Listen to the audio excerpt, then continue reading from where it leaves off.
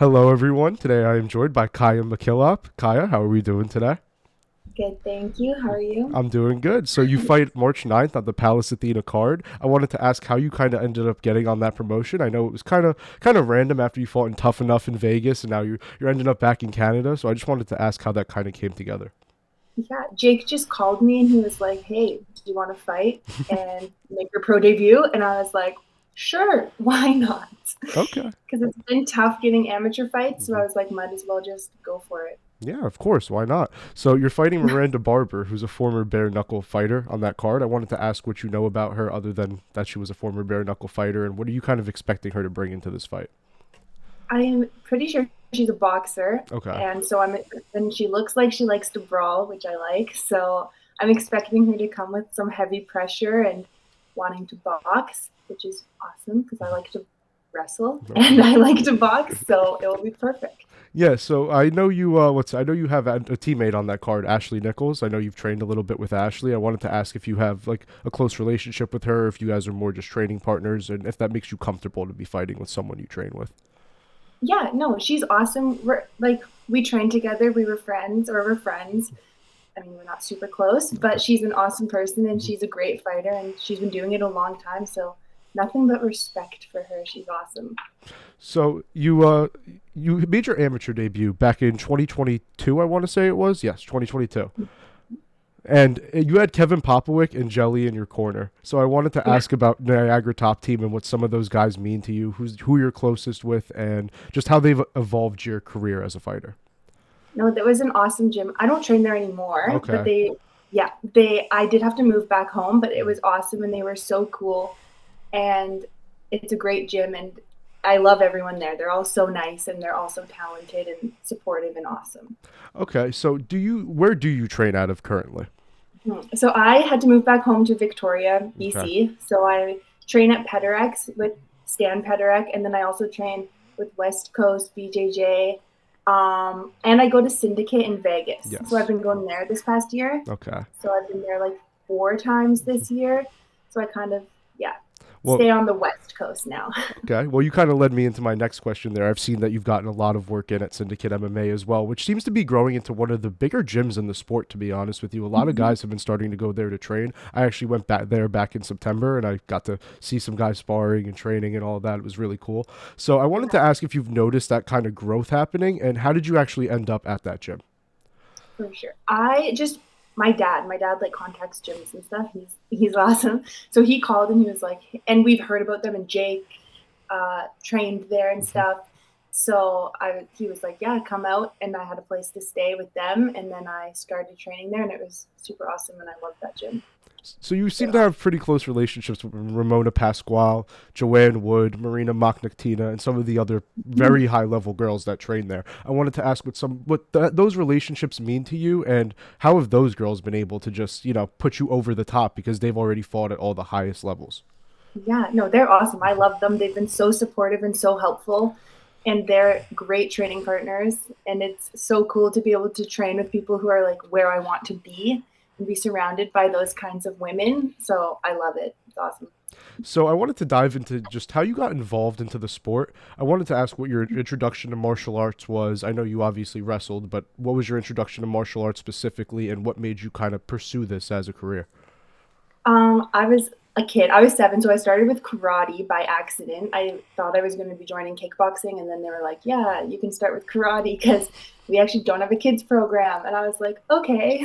So me and my dad were driving by a gym, and he was like, "That's so cool," and like kind of told me what Muay Thai was, and I was like, and he was like, I was like, "What's that?" And he was like, "You get to hurt people," and I was like, "That's what I want to do." And I was this like super shy kid, like in the corner of a dance studio crying because I was like, I don't want to do anything.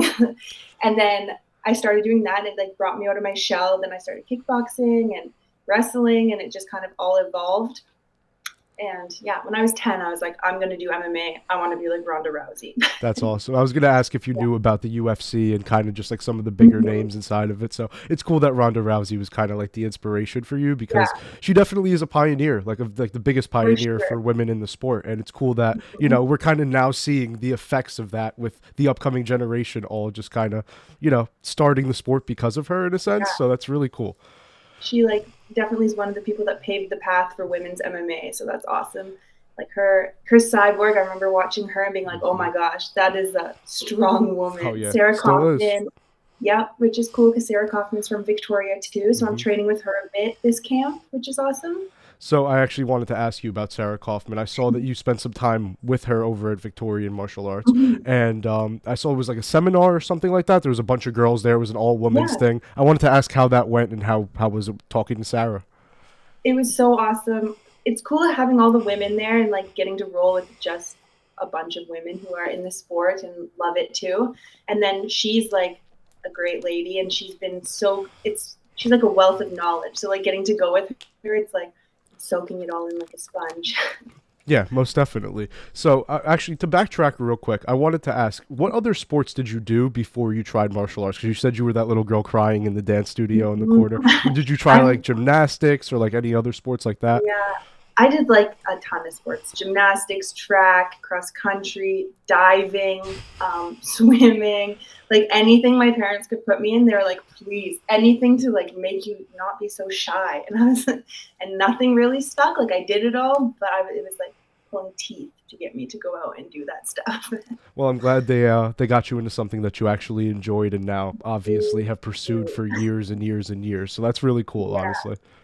So I wanted to ask this because I couldn't 100% tell from my research, but you were either the U19 or the U17 Canadian Nationals gold medalist at 69 kilograms. Was it U19 or U17? And just talk a little bit about that experience. I was in grade 10 or 11. So So 17. I think it was 17, Yeah. yeah. Um, And yeah, I moved to Vancouver. So I moved out of my house when I was 14 to move to Vancouver so I could be on the mainland and wrestle Okay. competitively. So I like stayed with friends and family friends and stuff. And then I trained at a Coast Academy, which was like a really big wrestling Okay. academy in Vancouver. And so I did that. And then, yeah, got to go to nationals. They had like a massive girls team and stuff. Got to travel in the States and wrestle and a bunch of cool stuff. That's really cool. So you were 17, just kind of like traveling around and just wrestling. Mm-hmm.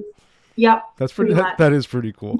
So you dislocated your shoulder, sadly, the next day after trying out for the Mm-hmm. cadet world championships. I wanted to Yeah. ask if that played a role into your switch to martial arts at all. If you were going to maybe pursue wrestling had that injury not happened. Mm, it did a little bit. Well, because I dislocated it like a year prior, Hmm. and everyone was like, "No, you're fine," because it like went in and out, and I was like, "No, Okay. something's wrong with my shoulder." So then when I wrestled nationals and I won, Hmm. the doctor was like, "Yeah, you're probably not gonna last this whole tournament. Like something's gonna," and it did. Like I re-dislocated it, and so that sucked. But Yeah. honestly, the biggest thing that made me go into MMA was COVID because I was wrestling at Simon Fraser, and then they closed the school because of COVID, and I was like, well, it looks like it's my time. Yeah, you didn't have much of a choice then, did you? Yeah, Sadly. exactly. I Ha- was like, I've been wanting to do this, so I'm have, gonna just do it now. have you dealt with any other injuries throughout your career, or has it only been that one? Basically, just my shoulder, like a few concussions, but Okay. other than that, Oh yeah. yeah, those are just no big deal in this sport, you know. No, but Thank seriously, you. happy to hear that you haven't really, been hit by an injury bug or anything, and it's really just that one issue you have. Usually, people get banged up in this sport really bad, all areas. So it's good to hear that you're kind of still fairly healthy. Yeah, my body's still holding up, So you surprisingly. so you talked about how you were in college, and it was actually fairly recent. I think you're only still 22 years old. So I wanted to ask, you had a degree in communications. Was that ever a career you thought about potentially pursuing, or you just made the decision at 10 years old that you were going to fight MMA and nothing was going to change your mind? Yeah, I kind of made up my mind that I wanted to fight, but my parents were like, "Okay, well, education's important." So they were like, "You can do part-time school. It can take you as long as you want, but like you need to eventually get your degree." So I'm still don't have it, but I do like part-time, and I'm taking. I mean, I took this year off just because I was like, I really want to focus on fighting. So, So but yeah, I think I'll get it eventually. So what kind of changes have you experienced in like training and just like life in your career, having to move back home and like not being able to train at like Niagara Top Team is anymore and not being able to like be out at Syndicate as much? Like what kind of like changes have you experienced, negative or positive? It's definitely tougher having to train like here on the island, because MMA isn't like a huge thing. So I kind of have to puzzle piece it together, and like I still have good training partners. Like I roll with guys all the time, and like there's people to spar. It's just MMA training's a little bit tougher. So I like kind of bounce between here. I'm going to go to Vancouver to finish up my camp, and yeah, just it's fine. I puzzle piece it, and then when it's like time to fight, I'll either go to Vancouver or Vegas and like finish up my camps, and yeah. So does it like, I don't know how to word this, but like, does it make you like kind of more intrigued that you're on an all women's card? I know those are kind of rare in MMA today, and you know the Pallas Athena card is going to be an all women's card. So does it kind of intrigue you to be on like a special kind of event like that in a sense? Yeah, I think it's so cool. I love it. And then also just getting to watch the women and like meet them and see them. And there's not many, right? Like women that fight, and you're not often on a card with other women. So it's cool that it's all women. Yeah, most definitely. All right. So this is the last one for me, but I wanted to ask, what are your goals in the sport, and where do you see yourself in like 5, 10 years down the line? My goal in the sport is to go as high as I can. So like whenever I'm just going to keep working one fight at a time, and hopefully that brings me to like UFC, PFL, like either or. I'm happy with Bellator. I know that they're all, or PFL and Bellator are one now, or whatever they did. But yeah, just hopefully keep growing, keep learning, and go as high as I can. So I actually lied. I do have one more question. So, so you fight at 45 and 55, right? Or just I 45? don't fight at 50. I did fight one fight at Okay, 55 just because it was easy, didn't have to cut weight, and they gotcha. were like, "Do you want it?" And I was like, "Sure." Okay. But 45, yeah. Okay, so you fight at 45. Not to be a downer by any means, but the UFC's 45 weight class is kind of like faded Yeah, off into yeah, oblivion. Like it's not all the girls that would be ranked at 45 are ranked at 35 even though they don't fight at that weight class. Is it there a possibility that you could drop down to 135 at some point? hmm I think if the UFC calls, then you kind of do what you got to do. That's my Okay. thing. So I'm like, if they call me like you have to make 35, I'd be like, okay, looks like we're gonna be hungry, Okay. but Just I'll make it. hey, just get a tip or two from Kayla Harrison. It seems like she's going to be able to cut down to 135 Exactly, no which is problem. So, crazy. I'm yeah. excited to see that. So who do you have in that fight? Holly Holm or Kayla Harrison? Um, honestly, I don't. I want Kayla Harrison to win. I'm rooting for her. I think she's cool, and I think it would be a good statement. And I think her going to 35, maybe eventually she could help grow the 45 at UFC, because I don't know how many times she'll be able to cut to 35. So I'm rooting for her, but I guess we'll see. I like that thought process. The fact that she's the wrestler probably helps out a bit too. But For sure. yeah, Yeah. definitely. Yeah. All right, Kaya. So that's it for me. I mean, everyone, be ready to tune in to Kaya Mac. Oh my God, I'm not going to say it right. Can you say your last name, Kaya MacKillop. MacKillop? Khaya MacKillop's fight on March 9th at the Pallas Athena card against Miranda Barber. I can't wait to watch you fight, Kaya, and I'm looking forward to it. Thank you so Of much. course.